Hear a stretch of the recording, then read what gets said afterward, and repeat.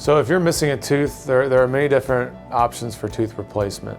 We offer partials, we offer bridges, implants. You don't have to do anything.